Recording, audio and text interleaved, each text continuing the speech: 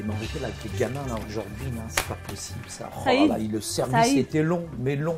Tu sais quoi? M'a saoulé avec la doctrine là. Tu sais quoi? Sophie, elle m'a trop énervée quand elle a donné son témoignage. Il est quelle heure là? Les enfants, ils sortent dans combien de temps? Tu sais ce qu'elle dit? On n'a pas besoin de doctrine, les on a enfants, un dans Dieu combien de temps ils sortent de d'amour. l'école du dimanche?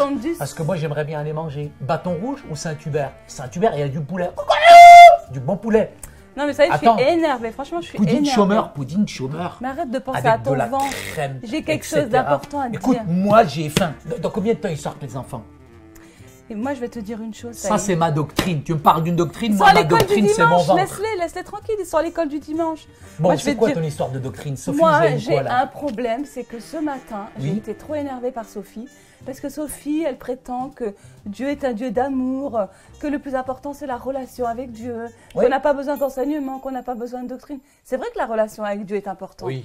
Mais la doctrine, elle est quand même importante, vrai ou pas? C'est la base. C'est la base. C'est la base de mon ventre. Si je ne mange pas. Moi, je pense que franchement, elle est vraiment hérétique, Sophie. Alors, le problème, Fatima, c'est que malgré tout, tout le monde doit s'attacher à une forme de doctrine quelconque. Ça, c'est important. N'importe qui, je dirais, quand tu classifies en tout cas leur foi ou leur manque de foi, c'est impossible de ne pas croire en quelque chose. Et cette croyance nous amène une relation. Et cette relation, elle est basée finalement sur une base qui est indélébile, qui est incompressible. Je dirais, c'est la puissance de la parole de Dieu. Ce que nous comprenons de Dieu, ce que nous disons de Dieu, tôt ou tard, va façonner, je dirais, un ensemble qui sera une base qu'on appelle la doctrine. Et la foi chrétienne, elle est très importante, mais la foi chrétienne, elle ne se base pas, je dirais, sur des choses qui s'effondrent, comme cette table-là. Tu vois, il y a 4 pieds. Et les 4 pieds-là, c'est la base de la doctrine de cette table-là. C'est pour ça que ça a une stabilité. Et nous avons besoin d'une stabilité que si nous avons une bonne base de doctrine dans nos églises. Alors c'est vrai qu'on n'est pas tous appelés à penser pareil. Il y a des sujets qui sont importants, il y a des sujets comme le baptême, comme le retour, la fin des temps. Et on ne pense pas tous pareil, Saïd. Ça ne fait pas de nous des personnes divisées. C'est vrai qu'il y a plusieurs interprétations des Écritures. Mais c'est quand même important, Saïd, d'avoir une ligne de conduite et de savoir en quoi on croit. Ça, c'est la base. Parce que sinon, on devient des chrétiens olé olé.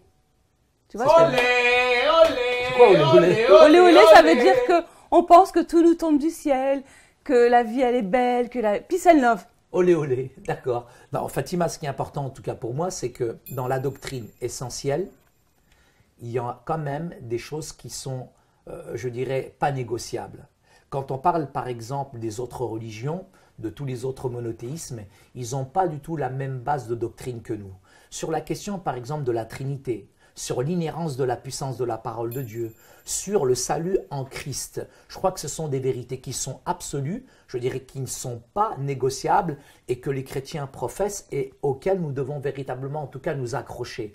Je dirais croire dans la sainte doctrine, c'est croire que la Bible n'a pas été falsifiée, c'est croire dans la Sainte Trinité, c'est croire que Dieu, je dirais, s'est fait chair et qu'il est venu et qu'il est né par la puissance de l'Esprit, par la Vierge Marie. Et je crois que chaque mouvement évangélique a des doctrines, mais la doctrine principale, on va tous se regrouper en tant que chrétiens face à l'autorité de la Bible, face à la naissance du Christ et face à la crucifixion et à la résurrection. Tout le monde croit finalement la même chose. Ça, c'est bien dit, Saïd. Et tu sais quoi, Sophie, son problème, c'est qu'elle pense que si elle s'accroche à la doctrine, elle va se laisser embrigader dans une espèce de religion. Mais non, pas du tout. Parce que finalement, c'est vrai que la relation avec Dieu, elle est importante. C'est vrai qu'on a un Dieu d'amour. Et c'est vrai qu'on doit se centrer sur Jésus-Christ et sur notre relation avec lui. Mais on doit aussi s'inspirer des Écritures. On doit aussi s'inspirer de la doctrine, Saïd. Parce que sinon, on va déplaire à Dieu. Elle pense que si elle s'appuie sur la doctrine, elle va déplaire à Dieu. Mais c'est faux, c'est le contraire en fait. Parce que Dieu, il a mis en place un système doctrinal au travers des Écritures.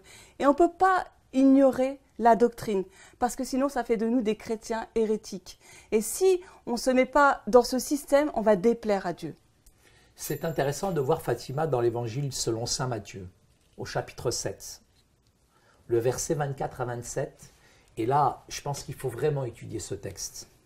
Ce texte nous parle finalement des fondements et de la manière dont on bâtit. Et je pense que ces pierres qui sont assemblées, et la pierre angulaire, elle est d'abord le Christ. Le fondement, la base, elle est le Christ. Mais ces pierres qui finalement, un petit peu, vont s'accumuler, s'amonceler les unes contre les autres, vont former un édifice. Mais si la pierre principale, finalement, elle est mal posée, finalement, cet édifice, aussi prestigieux, aussi grand, aussi fort qu'il soit, finalement, va s'effondrer. Et dans notre vie chrétienne, dès le départ, dès la conversion, si notre doctrine n'est pas stable, si elle n'a pas une bonne base, finalement, tout va s'effondrer. Et que celui qui bâtit, bâtit bien. C'est pour ça que la Bible, la parole de Dieu nous dit, bien sûr que nous bâtissons, mais aussi nous écoutons. Et la foi vient de ce qu'on entend, et ce qu'on entend vient de la puissance de la parole de Dieu. Il y a trop de chrétiens. Il y a trop de chrétiens qui aujourd'hui sont dans un christianisme traditionnel, culturel, qui sont devenus de plus en plus, je dirais, laxistes. Ils ne sont pas dans la foi, mais ils sont plutôt dans une sorte de croyance.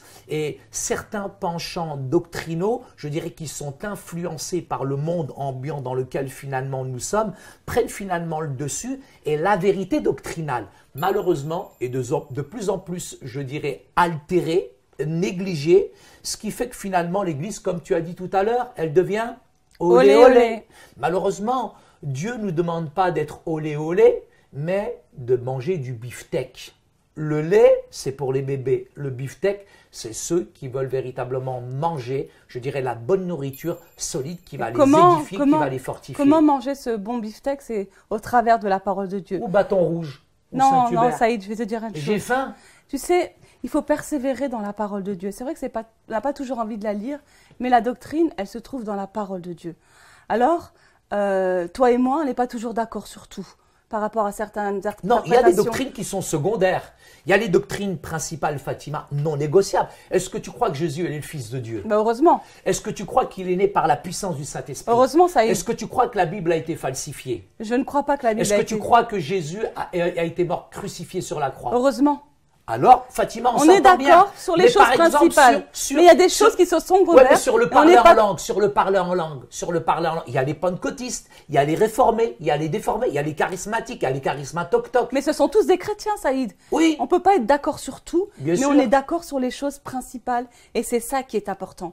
Et on doit rester humble, parce que le problème, c'est que certains pensent avoir la vérité, et ils manquent d'humilité.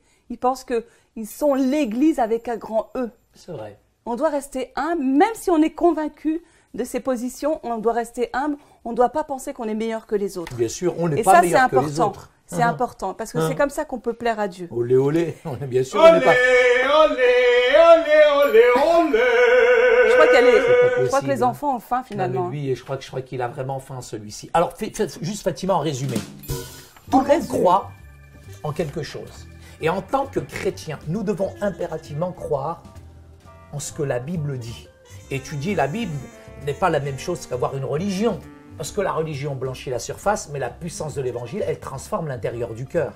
C'est d'arriver, je dirais, à connaître Dieu et rentrer dans une véritable relation concrète et palpable. Nous devons aussi nous attacher fermement aux doctrines essentielles. Il y a ceux qui nous rapprochent, il y a ceux qui nous éloignent, mais pour demeurer dans la véritable Église chrétienne, nous pouvons être en accord ensemble avec les doctrines principales, mais il y a aussi les doctrines secondaires et c'est pas la peine qu'on se chamaille, je dirais, les uns et les autres contre toutes ces choses-là. Les chrétiens doivent quand même aussi faire preuve d'humilité et d'être pleins de grâce, je dirais, concernant ces discussions sur la doctrine. Nous ne pourrons pas révéler Dieu aux nations si nous ne connaissons pas nous-mêmes et si nous ne connaissons pas nos doctrines, si on ne l'étudie pas finalement. C'est de connaître Christ et d'apprendre, je dirais, à fonctionner avec l'Église sur de bonnes bases. C'est ce qui donnera une Église qui est riche, une Église qui est puissante, une Église qui est bien édifiée et une Église finalement qui impacte le monde dans lequel on est. Le fait Pleine de beefsteak. est pleine de vie, pas de beefsteak. Le fait que l'étude de la doctrine soit compliquée ou controversée n'est pas en soi une excuse pour ne pas l'étudier. Nous devons tenir ferme et nous attacher à la confession de notre foi pour ne pas être influencés négativement par une certaine culture ambiante de plus en plus qui s'installe parfois dans les esprits et qui déstabilise finalement notre foi et notre force. Donc Fatima, maintenant, aurais-tu l'aimabilité, la grandeur, la splendeur, la gentillesse, Mais s'il je te plaît, t'attends, avec Saïd. tes enfants, de Je m'accompagner? t'attends depuis tout à Parce que l'heure pour moi, aller ma manger. doctrine, c'est quand même les aliments et j'ai vraiment faim. Allez, Ana on y va. ji'an. On y va. On y va? Yallah.